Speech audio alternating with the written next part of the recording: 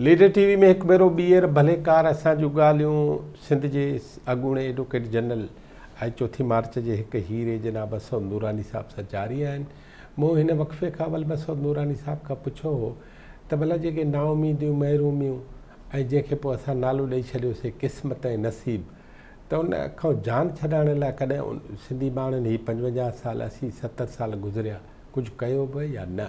साईं न तव्हां इहो पुछणु था चाहियो त जेको हुननि जी पोइवारी कंहिं कान कई। मिसाल फज़ल काज़ी जे फज़ल काज़ी जिते करे मूंखे मालूमात आहे हिन जो प्रॉब्लम पढ़ लिखियोसि न पर प्रॉब्लम आहे न साईं। हा जे इहो प्रॉब्लम घर जे किचन जो न हुजेसि त फज़ल काज़ी ॿियो माण्हू हुजे न। फज़ल काज़ी अहिड़ा कम करे आहे जो तुंहिंजी सत खे थिया। हिकिड़ो सिंसियर ऑनेस्ट माण्हू ऐं तमामु लाइक़ु माण्हू ऐं हुनखे एॾो त हुनखे पढ़ण जो शौक़ु हो, नॉलेज हो, इहो तमामु सुठी तरीक़े सां लीड करे वञा। ॿियो हू तमामु ज़बरदस्तु मुनज़िम हो जंहिंखे चइबो आहे ऑर्गेनाइज़र, कहर जो ऑर्गेनाइज़र हो। उहो साईं हुन किथां सिखियो, छा हो पढ़ियो, छा मां सिखे? हू एमए वग़ैरह कई हुई न। एमए वारा सभु ऑर्गेनाइज़र सुठा हूंदा आहिनि छा? न, ज़रूरी न आहे। हुन ख़ुदा ॾात हुई। उहो मुंहिंजो आयो वरी नवाबशाह में 63 में, वरी मूंखे पंहिंजो जॉइंट सेक्रेटरी नवाबशाह जो कयो हुई रशीद मेमण एसएसएफ जो। पोइ मूं पुछियोमांसि रशीद मेमण जेको लेफ्ट वारो? न उहो लेफ्ट वारो रशीद मेमण ही बि उहो नवाबशाह जो। हा अनवर वकील जो पुटु ज़बरदस्तु दोस्त हुयो। रशीद मेमण मुंहिंजे हेसि ताईं मुंहिंजे ही the best friend, he was the best friend. हीअं अमेरिका में आहे ऐं उहा शइ त कान रही। बहरहाल ॾाढो हुयो मुंहिंजो बेस्ट फ्रेंड, सपोर्टिंग ऐं पुश कंदो हुओ। त मूं पुछियोमांसि, चई त मुंहिंजो त अंग्रेजी सुठी ईंदी कीअं आहे, अंग्रेजी में कीअं थो स्पीच करे वञे? चई त उहो सवली ॻाल्हि आहे, जो डाइजेस्ट अचे थो। कहिड़ो डाइजेस्ट ईंदो हुओ अंग्रेजी? Readers digest. उन में हिकिड़ो पेज अथई जंहिंमें 10 लफ़्ज़ ईंदा आहिनि अंग्रेज़ी जा, वरी पुछंदा आहिनि हिन जी माना ॿुधाए कहिड़ी। पोइ वरी ॿिए पेज ते उन में सेंटेंस हूंदो आहे जंहिंमें उहो इस्तेमालु थींदो आहे। मां उहे हर दफ़े यादि कंदो आहियां। हाणे मुंहिंजी अंग्रेज़ी पोइ कंदो आहियां प्रैक्टिस, हाणे मूंखे यादि थी विया न, ऐं मुंहिंजी अंग्रेज़ी में लफ़्ज़ अचनि था, तंहिं करे मूंखे का तकलीफ़ पवंदी अथई ॻाल्हाइण में, ऐं एक्सप्रेस करे थो वञा ऐं सही अंग्रेज़ी थो ॻाल्हायां। त मूं पुटु मां इहो वरी कयो। बाद में मां इन करे हमेशह इंग्लिश में फस्ट ईंदो हुउसि। वाह वाह। कॉलेज में ऐं छा हुन में कॉलेज में बि चङा नंबर खयमि। बहरहाल काई साहिब में ॿी त हू रिपीटेडली पाण हर डिस्ट्रिक्ट में वेंदो हुओ, ऑर्गनाइज़ कंदो ऐं चवंदो बाबा इहो पंहिंजे खीसे मां कंट्रीब्यूट कयो बहितर अथव। मीटिंगूं कयो, रेज़ोल्यूशन पास कयो, मूंखे इतलाह कयो, मूंसां ख़तो किताबत कयो, लिखो, टच में हो। इहा साई ॻाल्हि ममताज़ फुटे में बि हुई। तव्हांखे बाद ॿुधाई त इहो मुसलसिल टच में हो, असां सां हूंदो हो, इनवाइट कंदो हो। भुटे साहिब खे इनवाइट कई त हुन में असांखे सभिनी खे इनवाइट कई इंडस होटल में। ज़बरदस्त मीटिंग थी, तारीख़ी मीटिंग आहे। त मां हिन ॻाल्हि भई अचूं था हिन पासे त असांखे सपोर्ट कान थी मिले। इहे जेके अहिड़ा हीरोज़ आहिनि त हाणे ॾिसो जेकॾहिं जुस लॻारी न ॿियो कमु न करे आहे, रुॻो सियासत में हुजे आहे, या आऊं मिसाल तौरु ॿिए पासे न वञा, रुॻो सियासत में हुजूं आहे, त अचे त इलाही कमु करे वञूं आहे, इलाही कमु करे वञूं। मां त सम्झां त पाकिस्तान जी तारीख़ बदिलाए छॾियूं आहे। मां त बदिलाए छॾियां 100%। पाकिस्तान जेके तव्हांखे ॿी का शइ नज़र अचे, या पाकिस्तान खे अहिड़ो ठाहे छॾिजे आहे जो कंहिंखे बि का शिकायत न हुजे। न पर उनजे लाइ गॾियल अहसासु कॾहिं बि पैदा न थियो। ई 53-54 साल असांजी सिंधी क़ौम में पिट आहे हिकिड़ी वसी आहे। हू सपोर्ट त छा था कनि, पर टंगूं था छिकीनि, जंग छिकण वारी क़ौम। इहो माण्हू भेण इहो कूचड़ो मथे कीअं पहुची लाइस पिण खे टिपत आई पिण सां डिस्टेंसफुली हुनखे ट्रीट कनि था। ऐं पोइ असांजे मिडिल क्लास जो माण्हू मथे चढ़े। अच्छा बैक अचूं था हुन में, त हिन इशू ते पोइ ॻाल्हाईंदासीं। त हाणे इहो थियो मुंहिंजी थी बोड़ा बि निकिती, चेक कराई डॉक्टर जाफ़री खां, त बोड़ा बि निकिती। हाणे छा कजे, ऑपरेशन आउं कोन्ह कंदुसि।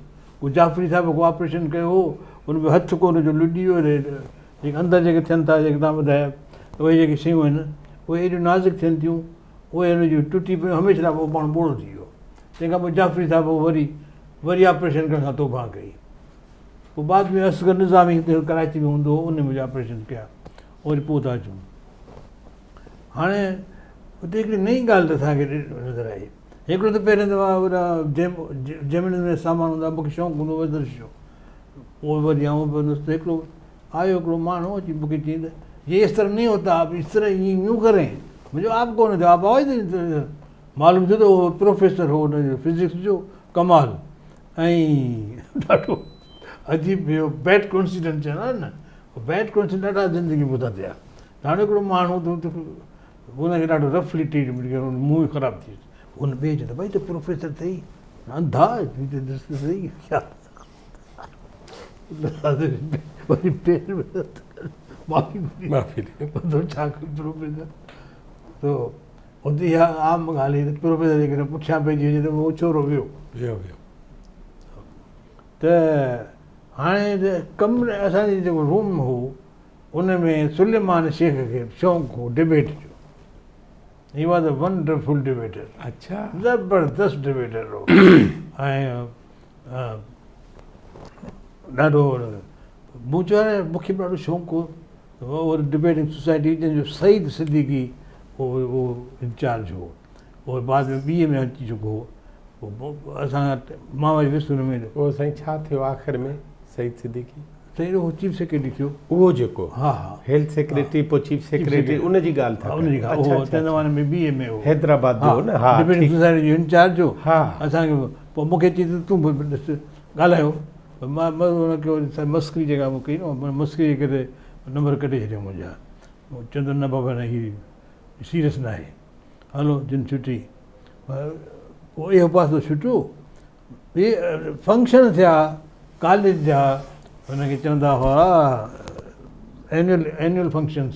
एनुअल फंक्शन साईं उहा शइ एनुअल फंक्शन ॻाल्हि है साईं, नहीं पहिरियों त सिखियासीं त हूटिंग असां ॾिठी, उहे छोरा पागल आहे पागल आहे। हाणे इहे सभु असां ॾिठियोसीं न। नवाब शाह जा छोकिरा से अची वॾो साईं हैदराबाद ज़बरदस्त शइ हुई। कराची पंहिंजे करे हो, उहो त ख़ैर तमामु डेवलप्ड हो, पर न हैदराबाद बि घटि कोन हो, हैदराबाद पंहिंजो रंग हो। त उहो ॾिठोसीं एनुअल फंक्शन थिया, पोइ मूंखे इंट्रस्ट थियो ड्रामे में हिसो वठिजे भला। त 19 साल माण्हू त पए थो, 19 साल ड्रामो में शायदि कोन आहे, त ॿिए साल मां आयो आहियां। उहो ड्रामो हाणे हिकिड़ो त मां चयो केमिस्ट्री लेबोरेटरी में को एक्सपीरियंस पियो कयोसि, त मूं छाकाणि वार घुराए छॾिया हुआ, टिकणी हुई, दोस्त को उन सां गॾु दोस्तीअ में टिकणी कराए छॾी, ग्रुप सॼो गंजो। कंहिं वरी पुठियां मूंखे हीअं टमाटा हईं, हिकु दफ़ो हईं, ॿियो दफ़ो हईं, भले पुठियां टहिक पिया अचनि। आख़िरी ओचितो जीअं हुनजो टाइमिंग जेका उन हिसाब सां मां हीअं थो कयो, हथु अची वियो हुनजो, ॾिसां त केरु आहे ॾिसो, हिकिड़ी हे मां लपाट डज़ उथी थी। हाणे सॼो ठोशबादी शुरू थी वई, जीअं फिल्मुनि में थींदी आहे। त हुनजा ॿ टे हिकु ॿ हुनजा भॼन उन्हनि कुटियो खणी चढ़ी विया। हा, केमिस्ट्री जी लेबोरेटरी में एपरेटस पिया हुजनि, अबा हुनजे वठी दाऊं कयूं, जेको डेमोन्स्ट्रेटर हो, उहो पटे वारा भॼंदा आया, ॿिया छॾायूं कयूं, ॾाकण तां किरंदा वञी। 3 ॼणनि खे वठी प्रिंसिपल, हाणे पहिरीं बार प्रिंसिपल मूंखे ॾिठो। असांजी वाक़फ़ियत पहिरीं इहा थी गुंडागर्दी में। हाणे तव्हांजो प्रिंसिपल आहे तॾहिं इहो आरिफ़ साहब, जीलानी साहब, आरिफ़ जीलानी साहब, अंग्रेज़ जेको अंग्रेज़, सुठो माण्हू यार, ॾाढो सुठो माण्हू। त इहो थियो। उन खां पोइ आहिस्ते आहिस्ते जीअं हाणे बीठासीं SCR दोस्तनि सां वाक़फ़ियत थी, ॿिया थिया ख़बर मसूद थी, हाणे तव्हां क्लास रिप्रेज़ेंटेटिव लाइ इलेक्शन में जहिड़ा थी वियासीं। वरी साईं ॿियो थियो जहिड़ो, वरी माण्हू या प्रिंसिपल ख़बर पई, टीचर्स खे ख़बर पई मशहूरु थी वियो, हीउ छोरो गुंडो आहे, कहिड़ो छोरो आहे, हीउ झिड़ाक ॾाढो। इहो थियो। वरी साईं इहे ॻाल्हियूं। हाणे ॿिए साल, उहो साल थियो मुंहिंजो पढ़ाई खां दिलचस्पी घटि थी वई, पोइ घुमणु फिरणु चांहियूं ई पियणु सॼो, हिनजे करे मां पहिरियों साल इम्तिहान थियो त मौज़ो न कयो, घटि मार्कूं। पर उन ज़माने में इहो थी वियो त जेकॾहिं माण्हू पहिरें साल इम्तिहान न बि ॾिए थो, ॿई गॾु करे सघे थो, अपीयर थिए थो, अपीयर फेल थी थो वञे, वरी ॿिए साल मेकअप करे सघे हा, ॿिए साल साॻिया सब्जेक्ट गॾु ॾेई सघे, हा, 10 जा 10 सब्जेक्ट, 5 हूंदा, 5 10 सब्जेक्ट जो इम्तिहान ॾेई सघे थो।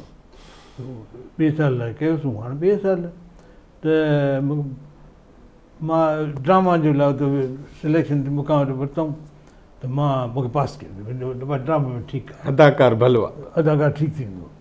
तो मूंखे ॾिनो रोल कलेक्टर जो, ड्रामे में इहो ॾेखारियो त कलेक्टर, अंग्रेज़ कलेक्टर अचे थो, उहो ॻोठ जे वॾेरे खे सनद ॾिए थो त तूं मैजिस्ट्रेट कयां थो, जस्टिस ऑफ पीस, उहो केस था हलाइनि, उहे जेके केस जेका बदमाशी थियनि थियूं उहे सॼियूं। त मूंखे जेको रोल मिलियो हुन में उहो कलेक्टर साहिब जी ज़ाल सां गॾु अचे थो, उहा ज़ाल वरी मूंखे ॾिनो, फिरदोस हूंदो हुओ हिकिड़ो, उहो इंफॉर्मेशन डिपार्टमेंट में डायरेक्टर थियो हो हुते, Firdaus, he was I think Punjabi speaking हो, उनजे जेल में गॾु आयासीं अंदरि, उहो मेकअप थियल, सॼो मेकअप हो साड़ीअ में, हा, ऐं भई फुल सूट, मूंखे फुल सूट हमेशह हूंदा। अच्छा अच्छा, बाबा बि ठाराए, वालिद साहब जी तव्हांखे हुई, हमेशह महिरबानी, बाबा ॾाढो महिरबानी, बाबा अहिड़ा पीअर थोरी थींदा आहिनि। बहरहाल सो उहो कलेक्टर, हुनमें मुंहिंजो कमु इहो त मां हुनखे तकीर कयां थो, हुनखे चवां थो त असांखे सिंधी ॿोली, अञा ताईं मूंखे यादि आहे, असांखे सिंधी ॿोली कोन अचे थो, पर जेको टोरो टोरो अचे थो उन मां सीधा, इहो मुंहिंजो इहो चवणु सॼो हाल थियो, जीलानी ते मूंखे त पट ते किरियो थिए, उन ॾींहं खां वठी जीलानी साहब मूंखे जिथे कलेक्टर साहब क्या हाल है, कलेक्टर साहब आ गया हमारा, कलेक्टर साहब आ गया हमारा, आई वाज रियली एनकरेज। त ईअं मुंहिंजो पब्लिक लाइफ में मुंहिंजी एंट्री हितां थी बिगिनिंग, ऐं उहो पोइ सभिनी सां ॾिठा थो फंक्शन यूनिवर्सिटी में, हेॾां होॾां जी ख़बर पई, डॉक्टर नवेश बलोच आयो हो, साईं उन दौर में तव्हां हैदराबाद जूं शख़्सियतूं ॾिसणु शुरू कयूं न? हा, आया काज़ी जे बारे में ॿुधोसीं, उहो अचे थो कोन आयो, उन जॻह ते डॉक्टर नबी बख़्श आयो, उनखे ॾिठोसीं, उहो डायरेक्टर हो एजुकेशन जो, बोरिंग ॾाढी स्पीच कई, मज़ो न आयो। ऐं सिंधी फंक्शन लतीफ़ डे बि थियो, उनमें तकरीरूं बकरियूं थियूं, हमीद सिंधी खे डिबेट में ॿुधोसीं, सुलेमान शेख सां गॾु, सुलेमान शेख यार उते ॻाल्हायो या ॿाहिरि वेंदो ख़ुदा ॼाणे, पर हमीद सिंधी सेकेंड प्राइज़ खईं हुई, यादि आहे मूंखे, उहो MA में हो। ऐं इहे हुआ आगा ताज उहो बि आयो फंक्शन कंहिंमें, ॿियो मूंखे यादि कोन थो पए उन ज़माने में, उहो पॉलिटिकल माण्हू, अञा फुल पॉलिटिक्स में कोन आया आहियूं, पर ख़बर पई आहे असांखे त हिते ग्रुपिंग थी चुकी आहे, ऐं इहा वबा फैलिजंदी वञे पई। पोइ इहो इंटरव्यू वारो जेको दौरु हो, इहो असां क्लोज़ कयोसीं। साईं हिते जोयो साहब ॾिठुव? न अञा न, अयाज़ बि न, पलीजो साहब बि न, इहो सम्झो वरी इहो 67 खां पोइ जी 66 खां, सैयद जो नालो ॿुधोव? सैयद जो नालो ॿुधोव? सैयद बिल्कुलु नालो ॿुधोसीं उते, पर ॾिठुव? न, अञा न। हैदर बख़्श जतोई जी ॻाल्हि बि ॿुधंदासीं, जेल में हुआ सभई, जेल में हुआ, महराज महमद ख़ान जो ॿुधोसीं, उन दौर में बिल्कुलु माशाअल्लाह, उन दौर में त हो जॾहिं चढ़िया 11-13 ॼणा हुआ, घणा ॼणा हुआ, पोइ बदर थिया हुआ, उहे 20 साल में उन जुलूस में मां बि शामिलु हुउसि, हीअ आया हैदराबाद, हुन में जुलूस में, पोइ आउं बि हुन जुलूस में शामिलु, हैदराबाद हुतां निकाले के वॾा अदाकार जी हैदराबाद जा, मोहम्मद अली जंहिं ड्रामे में थियो त उन ड्रामे में 1 साल अॻु में उन ड्रामे में ॾिठो मां, उनखे मां इंस्पायर थियुसि। अच्छा, हा, ड्रामे जो नालो हो शानदार, हुनमें शानदार जो रोल थो करे, जेको नौजवान आहे जेको डिस्परेट थिए थो, पर बाद में वरी पोइ कम खे लॻी थो वञे। हा, हिमत हौसले सां।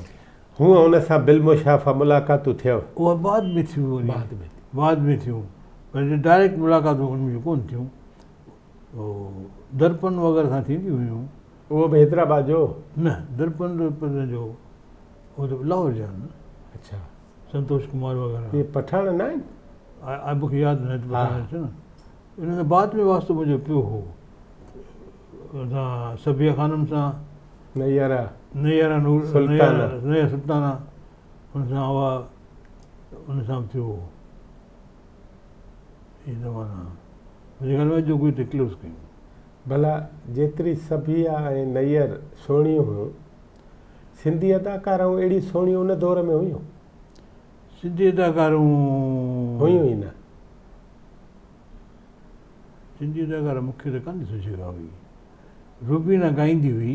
उहा त गाईंदी। रुबीना जी बि तॾहिं हूंदी। रुबीना माशाल्लाह ठीकु हुई, ॾाढी सही हुई। न उहा त गाईंदी। आपा फरखंदा जी क्लासमेट हुई। पर उहा गाईंदी न? गाईंदी हुई। अदाकारा त न। आर्टिस्ट हुई, आर्टिस्ट त हुई न। रुबीना जो आवाज़ु सैरंगेज़ हो, ॾाढी सुरीली हूंदी हुई। असांजे त फंक्शन में आई। भला उस्ताद जुमन वारा इहे ॾिठव? हा, इहे वरी मूं इंटरमीडिएट में इंजीनियरिंग में ॼणा पहुतुसि न, जॾहिं जनरल सेक्रेटरी वारे में, उन में पोइ सभिनी सां मुलाक़ात। रेडियो पाकिस्तान त वेंदा हुआसीं, पोइ जेके डायरेक्टर वग़ैरह सां मुलाक़ातूं थींदियूं हुयूं, मुस्तफ़ा कुरैशी सां, टिनि सां। उहे बाद में, हीउ जेको फस्ट ईयर में हिते ई में रहियासीं। मूसा हूंदो हो, वॾे हो टंडे लाहिर जो, उन्हनि सां सुठी दोस्ती थी। इब्राहिम सां गॾिजो हूंदो, इलाही मुख़्तलिफ़ एरिया जा माण्हू हूंदा हुआ सभिनी। पर हैदराबाद तव्हांखे फील थियो त हे वॾो शहर आहे? हैदराबाद बाबा, हैदराबाद हिकिड़ो पेरिस हो ऐं ॾाढो पुरसकून इलाइक़ो हो, जंहिंमें का गड़बड़ कान्हे, साफ़ु सुथिरो रस्ता साफ़ु सुथिरा। इहो हूंदो हो कॾहिं कॾहिं ॾिसी त इहो फुलेली मां जेको पाणी गंदो ईंदो हो शहर जो, उहो किरंदो, उहो मूंखे ॾाढो परेशान कंदो। भई माण्हू हेठि जेके इहे गंदो पाणी था पीअनि, मूंखे ॾाढो हुनजो थींदो हो, सोचींदो हुउसि ग़लति पियो थिए, हिन जो बंदि छो नथा कनि। अॼु ॾींहं ताईं ईअं आहे? अॼु ताईं ईअं आहे। असांजो जेको ख़ल्क़ ख़ुदा जी आहे, ईअं बि हले, कंहिंखे का परवाह कान्हे का, कंहिंखे का परवाह कान्हे कंहिंजी त कीअं पियो रहे, जानवरनि वारी ज़िंदगी बि हले, ऐं माण्हू हुनखे क़बूल करे विया आहिनि। हाणे माण्हू खे आदत थी पई आहे, जेकॾहिं माण्हू खे इहा ज़िंदगी न मिले, गंदो पाणी न मिले त शायदि मरी वञनि। हाणे उल्टो चकर थी वियो आहे, साफ़ु पाणी ॾिबो त मरी पवंदा। हा, इंस्टेंटली उते ख़तमु थी वेंदा, साफ़ु पाणी, it will be poison for them. हितां डेट वॉज माई फेल्यूर। 2 साल मुंहिंजा बर्बादु थी विया। तव्हां हाणे मां शिफ्ट थियो? इंटर में कोन मुंहिंजो इंट्रस्ट थियो, मां पोइ इम्तिहान ॾिनो, फेल थी पियुसि। पोइ तव्हां वरी शिफ्ट थियो प्री इंजीनियरिंग? न, पोइ वरी आउं मोटी आयुसि नवाबशाह। वरी हाणे नवाबशाह। नाज़रीन, वरी पंहिंजे हिकु क़दम अॻिते 2 क़दम पोइते वारी फार्मूला तहत जनाब मसूद नूरानी साहब कई ख्वाब ऐं कई ॻाल्हियूं खणी, कई ज़िद ऐं बहस करे, कई तकरार ज़हन में खणी सॼे घर में हिकिड़ो हिसाब किताब ठाहियईं। पर पोइ इम्तिहान में उहो इम्तिहान हुनजे मर्ज़ी ऐं मंशा जहिड़ो न रहियो। सो वरी साईं वापसि आयो। नवाबशाह पाण वरी ॿी विहक में जनाब मसूद नूरानी साहब सां ॻाल्हाईंदासीं त तालीम जो अॻियो सिलसिलो कीअं थो वधे। लीडर टीवी ॾिसण जी वॾी महिरबानी। इन खे ॾिसंदा रहो ऐं पंहिंजे दोस्तनि खे ॿुधाईंदा रहो। वॾी महिरबानी।